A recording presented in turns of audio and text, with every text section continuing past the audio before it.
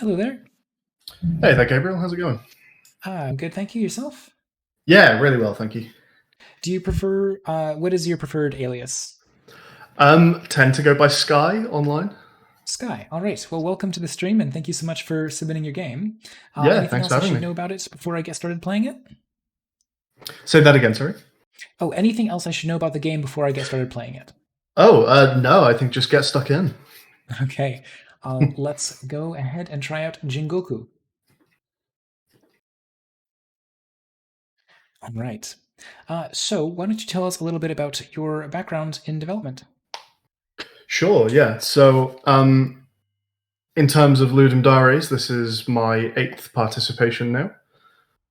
I did some many, many years ago and then took a couple of years break, but this is, I think, my fifth in a row now, without missing one, which has been cool.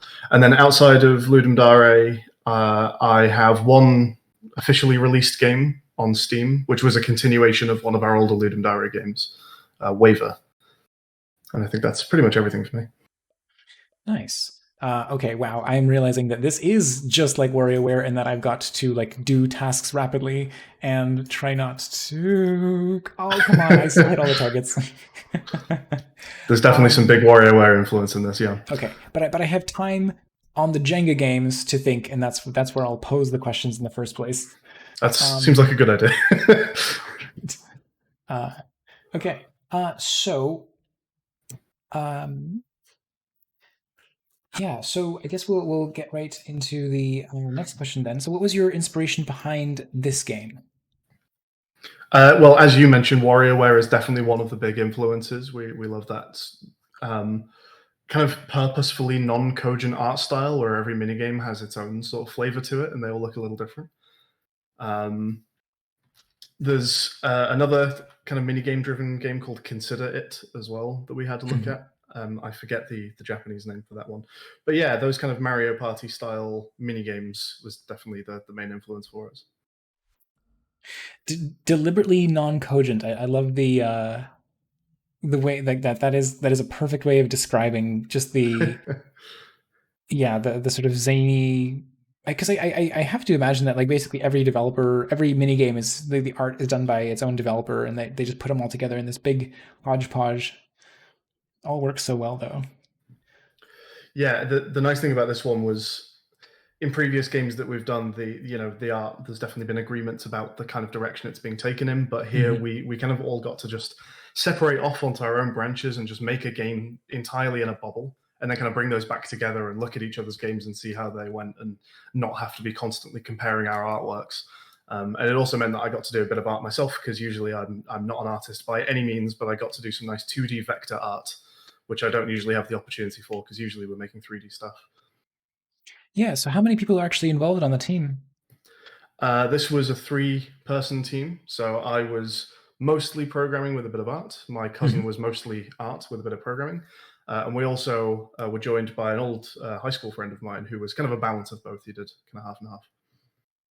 Nice. All right.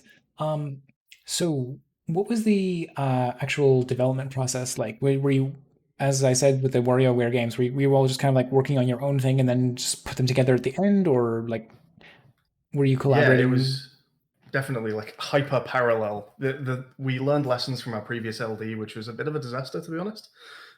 We were nowhere near finishing our game, and a lot of the problem was that we kind of bottlenecked each other. Only one of us was really working on the main chunk of the game at any given time. So with the WarioWare thing, we could just be like, okay, everyone go away, make your own thing, and we'll Mhm. reconvene and check each other's stuff out and polish it up and check for bugs and that kind of thing. So yeah, it was kind of separate with these moments of coming back together and checking each other's things out. Yeah, and I agree with Corbin that it does indeed look super polished. Like it's my bad for not being able to pick out the notes. That one's That's tough. It's definitely a much easier game for anyone who has musical experience. It's hard to judge the difficulty on that one if you're not a piano player. So where does where does the influence of like the Japanese characters and all that come in from? You know what? That may be a question that Nirufar picks up in chat because Ah, okay. that Yes, I that see. aesthetic that aesthetic originated with him. That actually happened while I was asleep on the Friday evening, just after LD started. So once we found out the theme, I went to bed pretty much straight away just to kind of sleep on the idea, and I woke up and had been sent a screenshot of just a Jingoku logo with some nice like Japanese styling on it by my cousin, who was really like driving for the idea and wanted to convince me that it was a good direction to go in. And it looked absolutely gorgeous. So I was like, yeah, let's do it. So that was all him. Nice. This is definitely a game that I'm going to have to play when I'm not streaming because oh my goodness, the the ability to like interpret what's happening and then execute on it. I feel like I'm definitely going to fail each minigame at least once before I play it. But there's such a variety. Like, how many minigames did you actually get in here? In total, not including the Jenga part, there are 13 different games.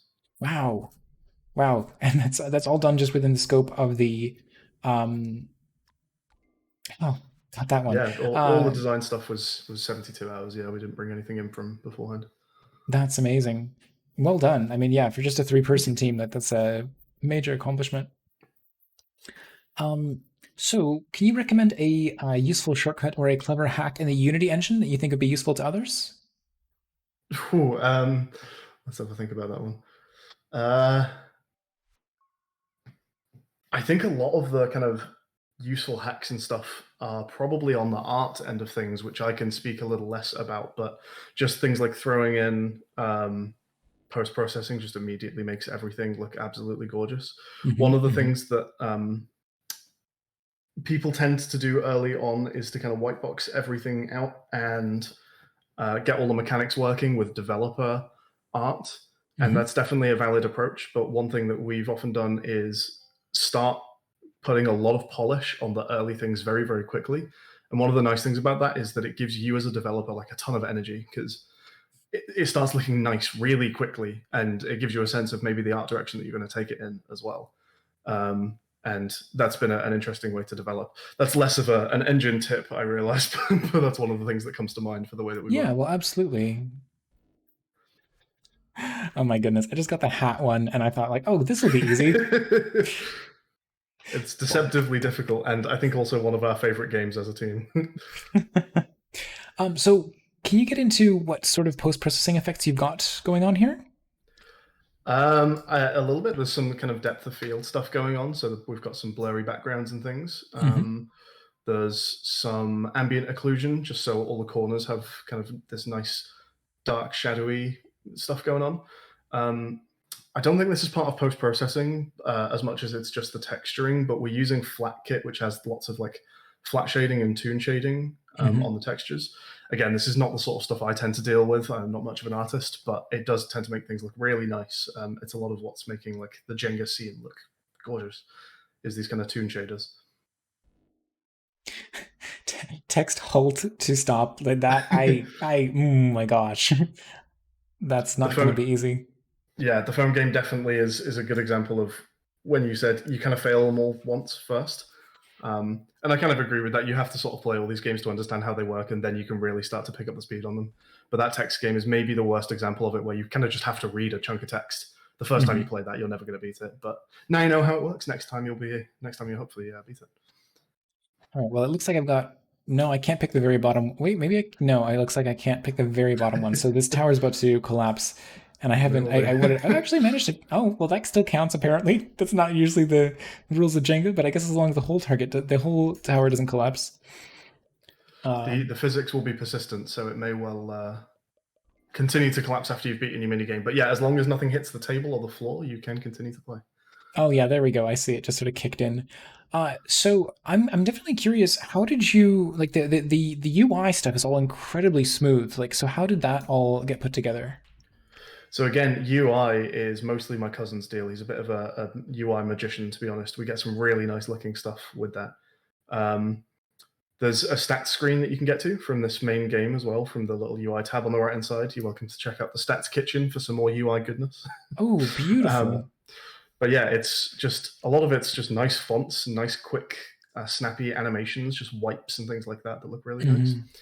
Hmm. Um, but yeah, I'm terrible at UI and Unity, so this has nothing to do with with me. I'll be completely upfront.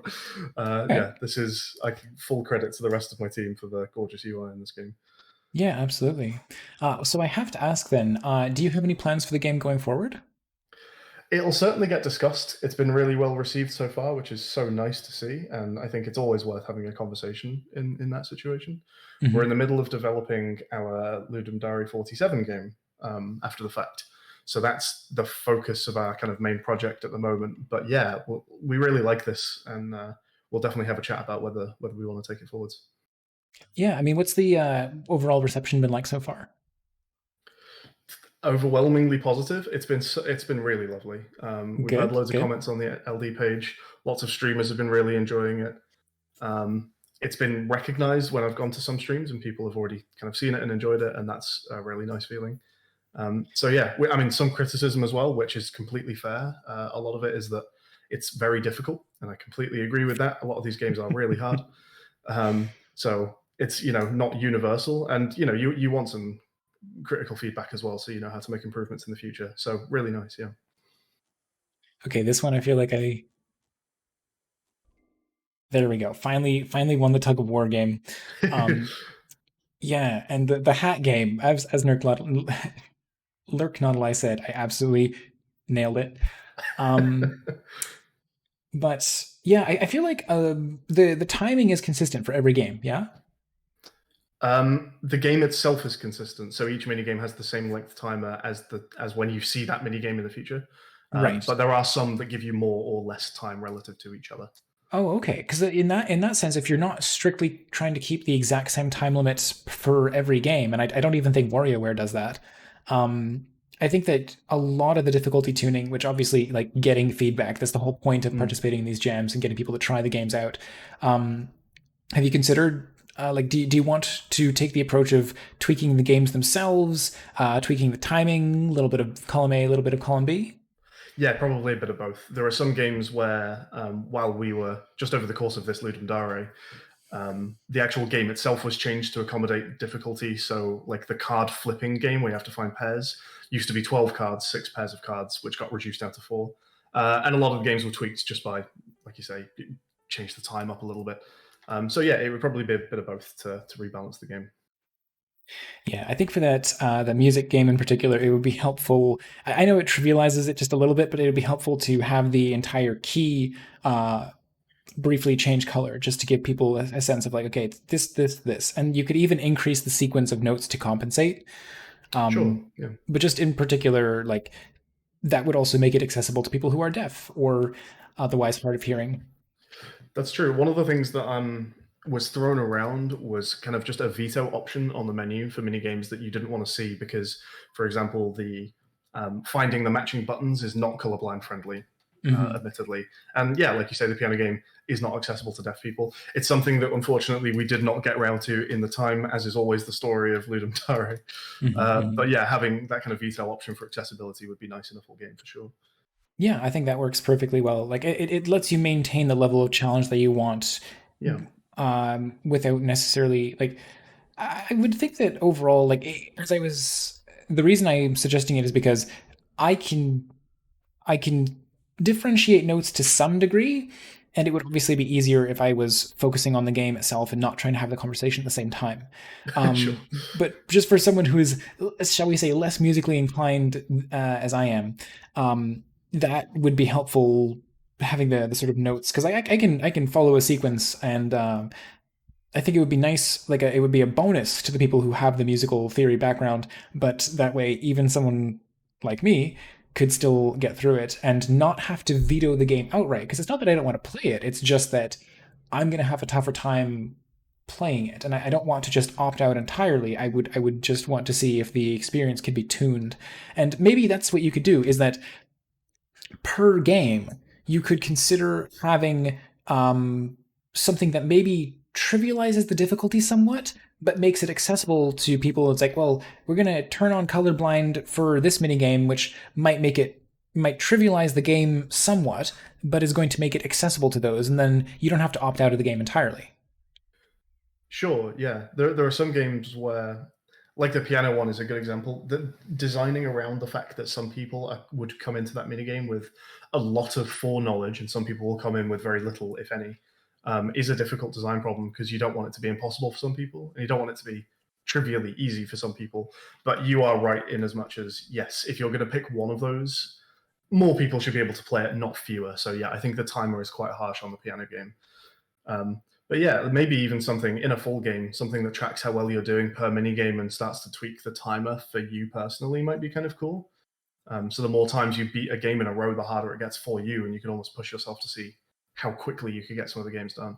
Yeah, like very much the WarioWare pattern of having the like three levels of difficulty and then the increasing Yeah, speed constantly making it harder and harder. yeah, that would be cool. Yeah, I would love to see that sort of design philosophy borrowed. So I think I've seen all of the mini games at this point. I Looks was like going to it to say, how me. did I? Yeah. Yeah. Um, all right. So where can people find you on social media? And that other project that you mentioned, the one that's your Ludendare 47 project? The one that's complete and out on Steam is our Ludendare 46 game Waver. 46. All right. So that would be our main one, I suppose. You can find Waver, a typing adventure, on Steam. Here we go. Um, Is it? I'm pulling it up. I believe this is at least this is the jam version of it. The jam version is on that itch.io page, yeah. So you can try out the 3-day build here, and then if you enjoy it, then you can go and crack out the full Steam game with loads more content in it. All right. Well, please go ahead and drop a link to that in the chat, Oh, sure, absolutely. as well as anything else that you'd like. And as I said, yeah, anywhere else that people can find you on social media and your um, teammates as well. There you go. I don't personally use Twitter. Niz may well drop his Twitter link into the chat if he's listening. Mm-hmm. But yeah, I'll put the Steam link in there, and I guess I can just drop the actual game link in there as well. Oh, of course. But yeah, And there we go. I will always drop. Oh yeah, there you go. You just did it. I always do it right towards the. Usually I try, I should say, to drop it at the beginning and then once more at the end. But yeah, well, thank Nice, you yeah. so much for joining me for this interview, and I would love to see other projects. Please feel free to submit them on the Discord. Probably outside of the scope of the Ludum Dare jam period, but anything that you'd like to do an interview like this on other projects, I'd be more than happy to.